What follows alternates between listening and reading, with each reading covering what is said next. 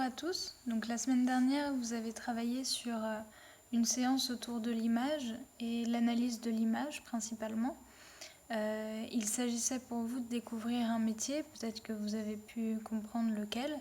C'était celui de reporter de guerre, que ce soit celui qui va écrire des articles ou celui qui va être chargé de véhiculer l'information de la guerre à travers les images.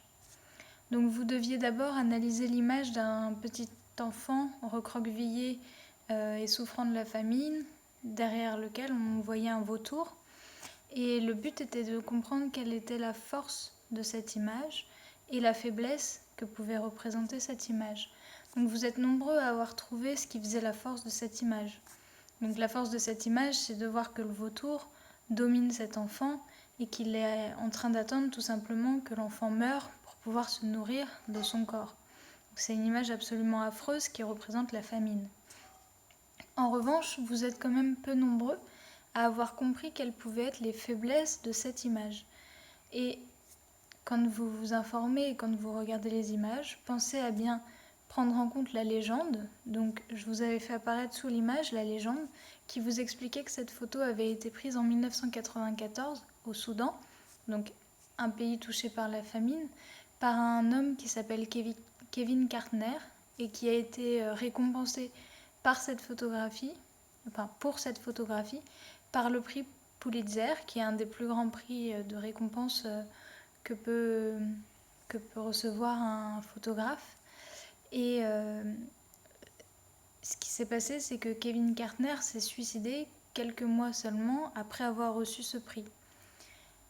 On peut se questionner sur la morale du photographe, à quel point, jusqu'où peut-on aller pour prendre une photo qui va être choquante, qui va être parlante pour les gens qui ne vivent pas la situation représentée dans cette photo. Donc Kevin Kartner a immortalisé cet enfant en train de souffrir de la famine, cet enfant en train de mourir, et on lui a reproché d'avoir pris cette photo plutôt que d'agir.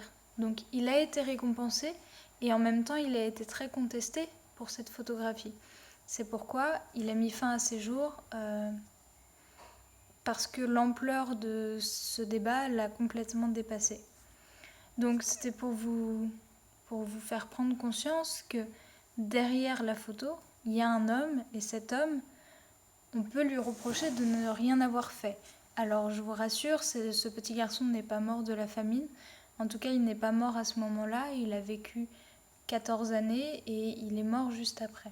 Si vous avez besoin d'informations là-dessus, vous pouvez trouver tout plein de choses tout simplement en tapant le nom de Kevin Kartner et vous trouverez toute l'histoire de cette photographie qui l'a rendue célèbre.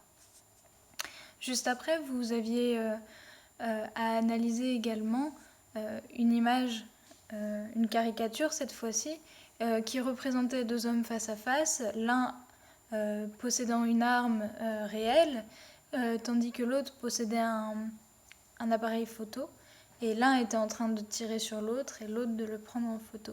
Donc ça questionne aussi la morale du journaliste, jusqu'où on va pour détenir l'information, ça vous êtes nombreux à le montrer, mais aussi le danger que ça peut représenter d'être journaliste. Vous êtes peu à l'avoir mentionné, mais un journaliste, quelqu'un qui va faire des reportages sur un pays en guerre, peut mettre sa vie en danger pour vous permettre à vous d'être au courant de l'information.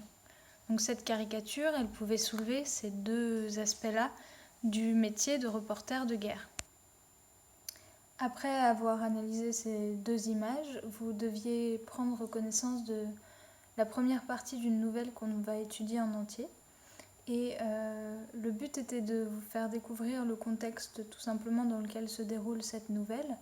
Donc cette nouvelle se situe dans un pays appelé Kotorovsk, qui est un pays qui n'existe pas, mais qui représente tout simplement un pays en guerre depuis longtemps, dans lequel se trouvent deux journalistes français, Jean-Yves Delors et Philippe, son caméraman.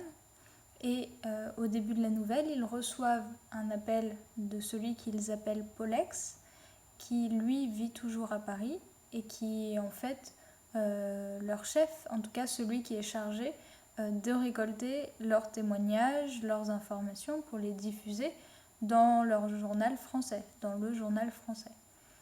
Donc vous allez aujourd'hui pouvoir découvrir la suite de cette nouvelle. Attention, le texte peut paraître un petit peu complexe, donc juste en dessous de cette vidéo, vous allez trouver une deuxième vidéo qui vous explique un petit peu ce que c'est l'ONU, les casques bleus, parce que vous aurez besoin de ces notions-là pour comprendre la suite du texte. Essayez de vous concentrer également sur les personnages. Je sais que c'est compliqué de savoir qui parle, donc vous pourrez suivre le texte en même temps que vous allez pouvoir m'écouter le lire. Je vais essayer de demander à quelqu'un de faire une deuxième voix afin que vous puissiez comprendre quand est-ce qu'il y a un changement dans la parole des personnages pour rendre la lecture plus simple. Si jamais il y a des choses que vous ne comprenez pas, vous pouvez me contacter sur WhatsApp, il n'y a aucun problème, je répondrai à vos questions sur le texte.